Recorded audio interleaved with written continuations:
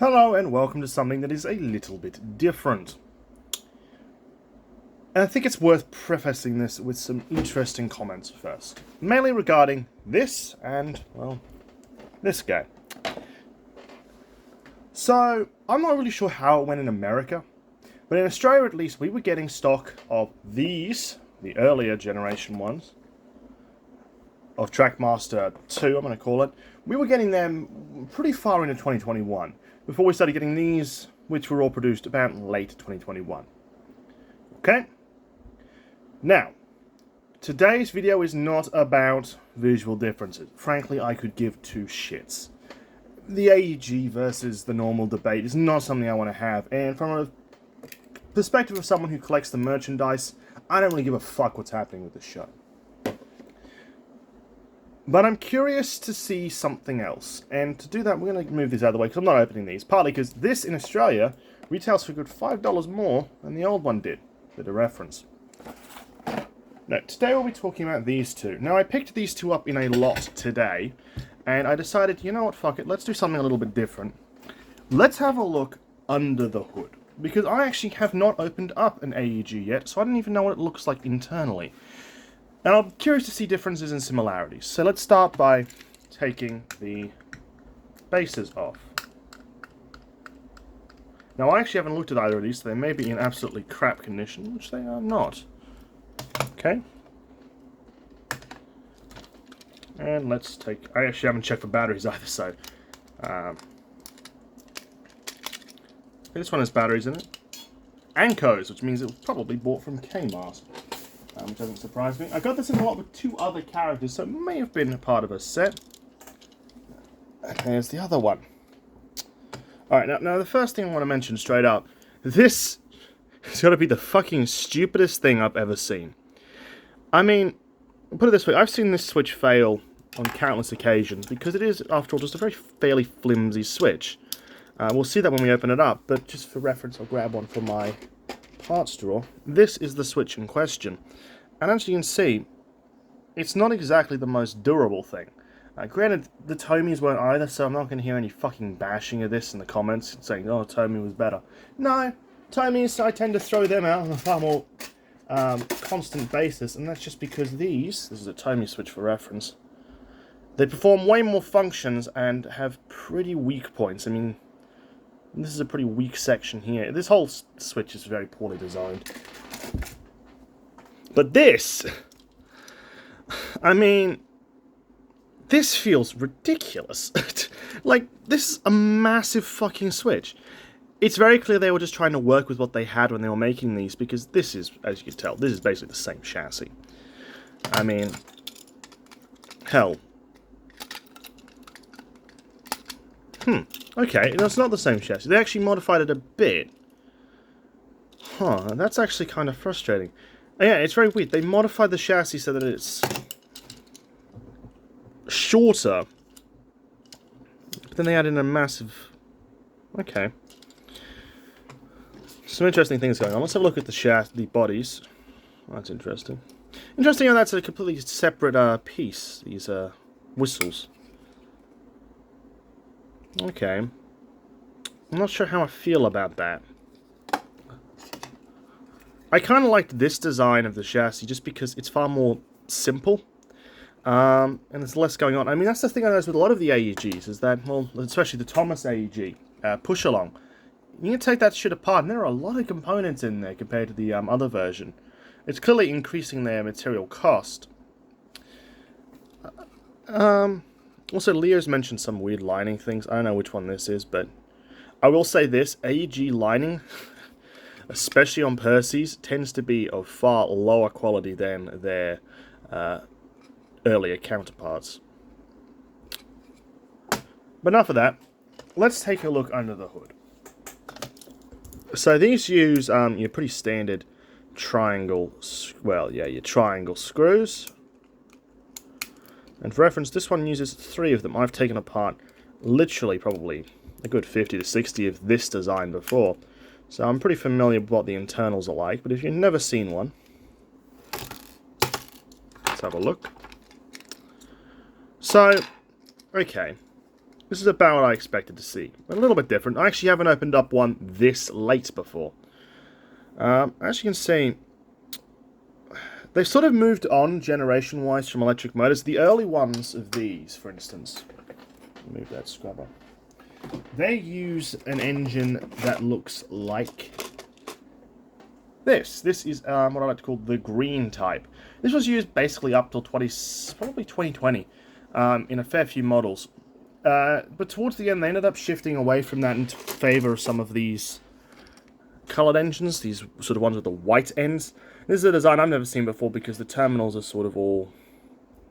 they haven't got this sort of hole that the earlier ones did. Reference. Because this is a pretty standard off-the-shelf component, so... But interesting. As for everything else, it looks about the same. Wheel set's pretty standard. They use that for a while. This also comes out. Pretty standard wheel set. They use that for fucking ages. But that engine, it's not a very good engine. I'll be honest, the green ones are a lot better. And they also move the code space to the side. So as you can tell, this is one from, I think, April. For reference, the one in that box, that pack was from 4 days after this. So I think this was around when they stopped making them. But overall, it's not a terrible design. I don't hate these. There's also that component. Which, like some components like this one, stayed pretty much the same throughout the entire run. Same with the switch. These didn't change an awful amount either. They got this E symbol at some point, and then after that, that's about it. These are not the best. I mean, corrosion tends to get to these pretty quickly, I find, and they're pretty susceptible to rust. That and these, if I can get it to focus, these couplings are pretty weak as well, especially when compared to their Tomy counterparts. I'd say if you want to do one major upgrade to these, it definitely would be replacing them with Tomy couplings.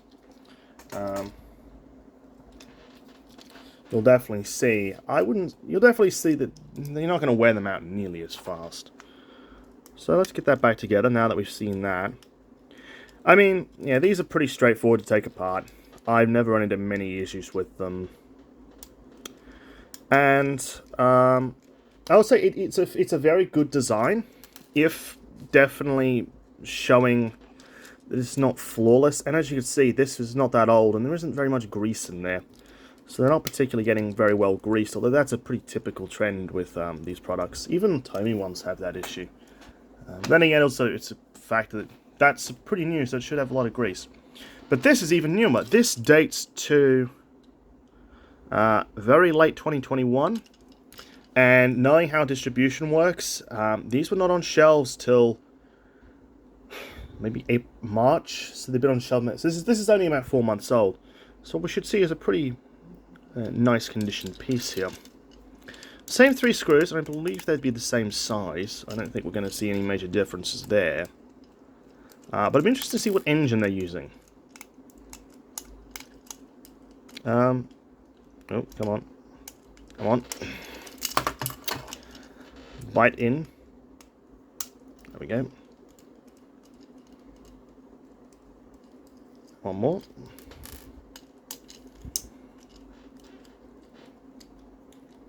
So, and then we take the top off. Okay. Alright, there's some interesting things going on in here. So let's start with the switch. God fucking damn it, that is a huge switch. This is clearly something designed to increase rigidity, but I just see this as just breaking. I mean, even if the top breaks, it's not a really good design. It's very much, this whole engine, actually looking at it, and there's a couple of things I want to say, feels more like this is a stopgap measure than it is some sort of long-term thing. Because that switch is, I don't know. Again, it feels like you're trying to work with a design instead of making a new one. Like, that's the same, that's literally the identical component. I think? Wait. No, it's not. Okay. They've sort of added a piece in here. Let me have a look at this. Aha! Okay. So there is some things going on underneath the hood. Okay. So, I think I understand what's going on here. And put it simply, alright. The old chassis has this wheel here, which is painted. Now, I think what the attempt is here is that if they wanted to add a different coloured centre wheel, it's far easier if the entire component's replaceable than if, say, you have to repaint the entire wheel, because that requires you to do a whole different chassis. It does mean, though, redesigning this piece to have some more clips. It's interesting. It does mean you're increasing the points of failure, though. Which is another thing to note. But that's interesting. And then we've got the wheel set. And I want to say this, the wheel set has not changed at all. The only other thing that's changed is that it's gone pretty... Hold up, let me get to focus. Is that it's pretty much gone plain, but we still have the coupling rod hole, which is weird when you think about it, because there's no way to put coupling rods on here, because these are basically flush with the wheels. Also, that's not a lot of grease. And here's the engine. So it's the exact same as the one that was in the previous one, but it's got this piece of felt here. That's a bit strange. Did they change this at all? I don't think they did. So it's just weird that they put felt there. It's a very odd. Maybe it's a cushioning thing. I'm not exactly sure what to make of that. Let me make sure I put this back together properly. And then we got like that. Huh. They also changed the base. There's no longer a hole to show where the cog is. That's actually rather fucking frustrating. Okay. So there's a lot of things going on here under the hood that are a bit different. But it's basically the same rough mechanism. It's just the way they're going about it is interesting. I'd say it's not better. And in some ways it's worse. So let me get into that. I just want to put this back together again. We'll get to this too. It's a long ass fucking thing. And there's some complaints I have personally, so... so I guess we'll have to talk about them. Well, let's get it back together, and then we can discuss in depth my opinions. Now, I will say this. Like I said, I wasn't going to touch on the aesthetics of it, and really, it's not my place to comment, because I'm a repairer. I don't really give a fuck what they look like. I think I'm not a fan, mainly because proportions are not correct here. And that comes from them using an old chassis design. Somewhat. See, that's my question. Then, I suppose. Why even bother working with it at all? It seems sort of like a waste. You've done so much extra work on this piece now. Let me just focus. You've done so much extra work. So why work with a design that is inherently problematic? Like, I get it's an economy thing. There's no point redesigning things from the ground up. But it does raise a question of why. It ends up just... because you end up having more points of failure. Like I said, the switch, that's a big point of failure. I just see that getting bent over ridiculously. Same with the coupling. I already know that these shorter couplings tend to get pretty damn beat up. Hell, actually, let me go grab one. Because I just remembered I fucking have one. Whoop. Over here.